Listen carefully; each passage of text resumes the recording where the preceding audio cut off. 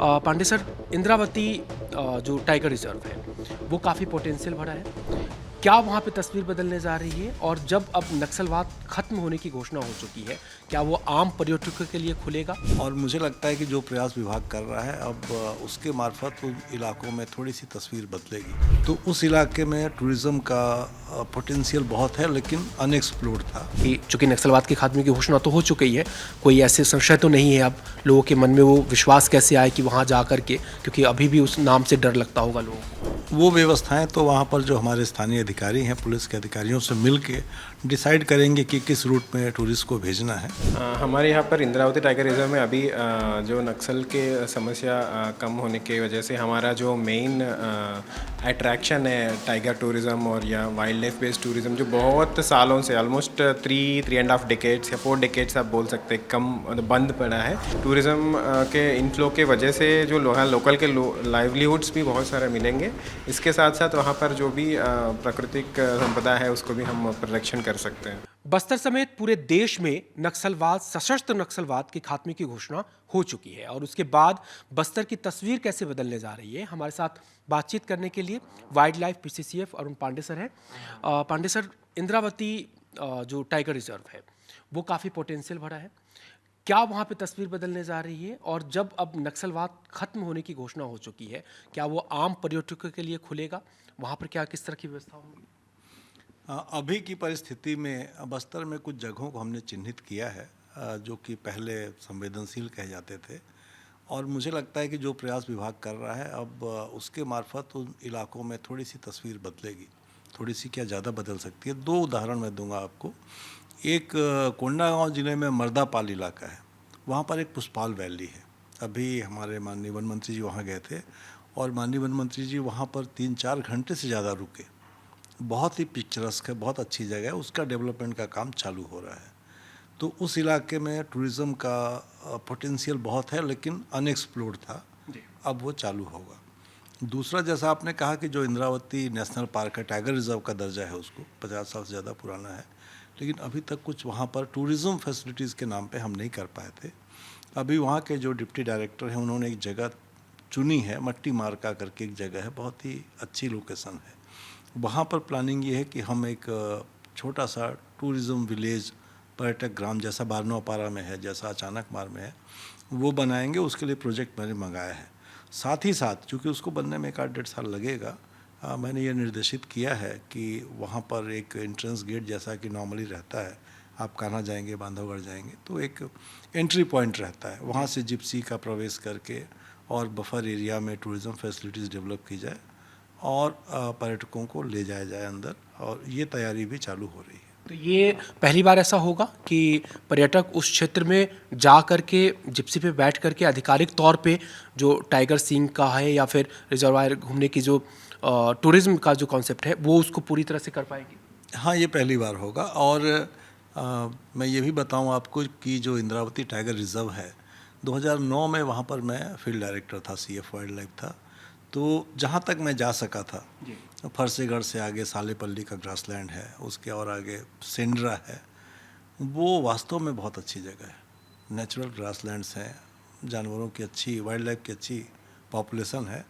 मुझे लगता है कि अब की स्थिति में टूरिज़्म जब चालू होगा तो वो धीरे धीरे एक बड़े आकर्षण का केंद्र बनना चाहिए। जी, क्या प्रयास है सर वहाँ पे? किस तरह के वाइल्ड लाइफ है? क्या क्या वहाँ पर देख सकेंगे लोग?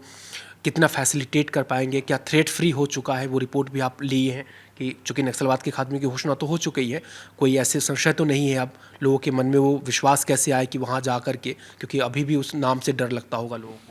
वो व्यवस्थाएं तो वहाँ पर जो हमारे स्थानीय अधिकारी हैं, पुलिस के अधिकारियों से मिल के डिसाइड करेंगे कि किस रूट में टूरिस्ट को भेजना है, और अभी उसकी तैयारियां चालू होंगी। हो सकता है कुछ समय लग जाए करने में, लेकिन वहाँ पर वाइल्ड लाइफ की पॉपुलेशन अच्छी है, हर्बीवोर्स की पॉपुलेशन अच्छी है, वाइल्ड बफेलोज़ की पॉपुलेशन वहाँ पर ठीक है, जो कि छत्तीसगढ़ राज्य में राजकीय पशु है और कम संख्या में है। वहाँ पर उसके हर्ष दिखते हैं, कार्निवोर्स भी हैं, टाइगर की भी उपस्थिति है। एक आइडियल नेशनल पार्क है वो। जी, 2 स्पॉट के अलावा और भी कोई है जिस पर विचार हो, जिस पर मंथन हो कि अब चूँकि पूरा इलाका आपको मिला है, बस्तर नक्सलवाद के चलते तो कोई वहाँ पर जाता भी नहीं था, बहुत सारे अनएक्सप्लोर्ड एरिया थे, जिस पर आपके कॉन्सेप्ट में हो और जो आगे भी आप तैयारी कर रहे हो जहाँ के लिए? बहुत से हैं, जैसा मैंने बताया मर्दापाल का पुष्पाल वैली, उसी के बराबर पोटेंशियल के बहुत से एरियाज़ हैं। उसका एक कॉम्प्रिहेंसिव प्लान बन रहा है। सीसीएफ वाइल्ड लाइफ बस्तर के जो हैं और सीसीएफ टेरिटोरियल दोनों ने एक प्लान तैयार किया है। जितने भी पोटेंशियल एरियाज़ हैं उन सबको एक के बाद एक काम किया जाएगा।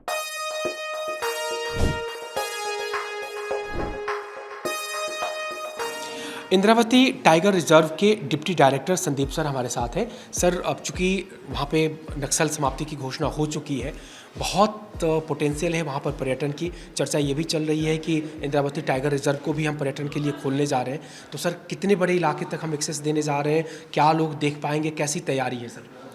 हमारे यहाँ पर इंद्रावती टाइगर रिजर्व में अभी जो नक्सल के समस्या कम होने की वजह से हमारा जो मेन अट्रैक्शन है टाइगर टूरिज़्म और या वाइल्ड लाइफ बेस्ड टूरिज़्म, जो बहुत सालों से ऑलमोस्ट 3.5 डेकेड्स या 4 डेकेड्स आप बोल सकते हैं कम बंद पड़ा है।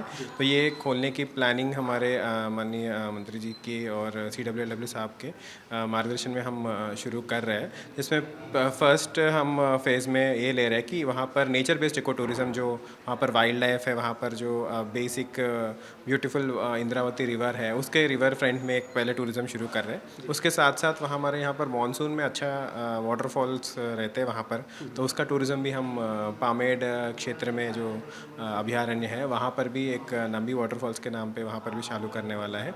और उसके साथ साथ अभी नेक्स्ट फेज़ जो इम्पोर्टेंट है, जो हमारे अलग अलग जगह पर दूसरे राज्यों में जो टाइगर रिजर्व में सफारी होता है, वैसे हमारी भी सफारी करने की हमारा आइडेंटिफिकेशन प्लस उसका जो रूट चार्ट है वो सभी बना के डेफिनेटली हम जितना जल्द हो सके हम टूरिस्ट के लिए अवेलेबल कराएंगे, ताकि हमारे टूरिज़्म के इनफ्लो के वजह से जो लोकल के लाइवलीहुड्स भी बहुत सारे मिलेंगे। इसके साथ साथ वहाँ पर जो भी प्राकृतिक संपदा है उसको भी हम परिरक्षण कर सकते हैं। काफ़ी एक्साइटिंग है सर, क्योंकि 50-60 साल पुराना वो टाइगर रिजर्व था और नक्सलवाद के चलते आज तक वो कभी लोग देख भी नहीं पाए, वहाँ तक जा भी नहीं पाए सर। तो कितनी जल्दी ये होने जा रहा है, एक और पॉइंट कहाँ रहेगा, कहाँ से लोग जाएंगे, कहाँ एंट्री करेंगे और ये कब से शुरू होने जा रहा है? इसका टाइमलाइन तो अभी हम जब प्लानिंग करने के बाद ही हम आउट करेंगे। वो मैक्सिमम जितना फास्ट हो सके उतना फास्ट हमारा भी प्रयास रहेगा। आफ्टर मानसून जितना फास्ट होगा उसके जो तैयारियों के हिसाब से हम करेंगे।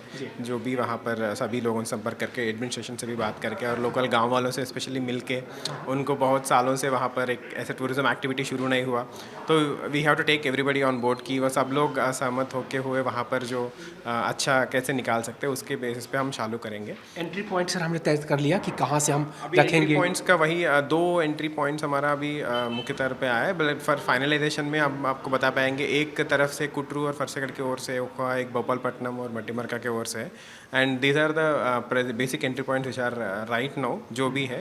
बट आगे जो और भी हमारे जो पॉइंट्स आएंगे तो हम डेफिनेटली बता पाएंगे। अभी के लिए ये दोनों क्षेत्र को ध्यान में रखते हुए हम करना चाहेंगे। अच्छा, इनिशियल लेवल पे हम कितना बेसिक से हम शुरू कर रहे हैं, कर लेंगे इनिशियल लेवल पे, बिकॉज हम ज़ीरो से शुरू कर रहे हैं, तो हम पहले एक छोटा सा सफारी का वहाँ पर जो नॉर्मल अभी गेट टाइप का बना के, फिर एक छोटा सा जिप्सी का राइड हम लोगों को, और वहाँ पे जो भी लाइवलीहुड प्रोवाइड करने के लिए विलेजेस है वो सबको हम पहले तौर पे उनको आदत बनाएंगे। जैसे हम कांगेर वैली में देखते हैं कि जो लोग, जैसे आप कांगेर नेशनल पार्क में देखिए शुरुआत में पहले कैसे वहाँ पर सफारी होता है, तो वैसे हमारा भी फर्स्ट फेज़ में ऐसे शुरू करेंगे।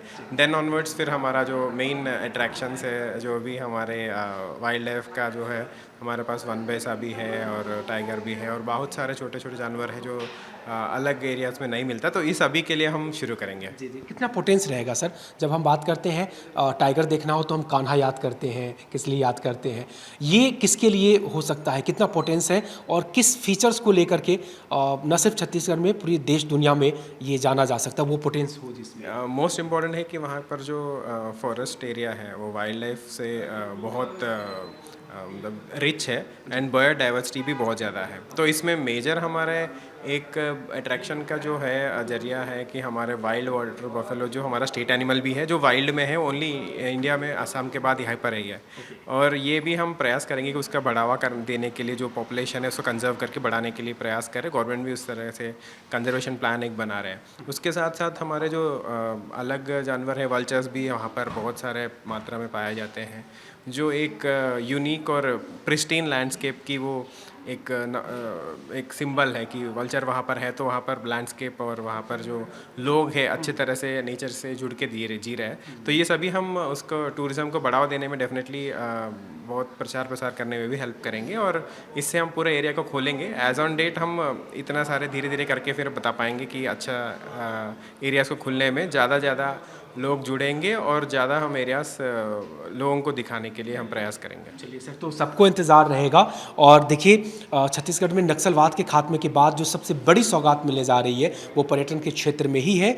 और दशकों से कह रहे हैं कि 3.5 दशक यानी 35-40 सालों से जिस जगह पर लोग नहीं जा पाए, अब उस जगह को खोला जा रहा है पर्यटन के लिए। और न सिर्फ छत्तीसगढ़ देश के पर्यटन बल्कि दुनिया भर के लोग वहाँ पर देखने आ सकते हैं। कैमरा पर्सन रेणु साहू के साथ राजेश राज, IBC 24 रायपुर।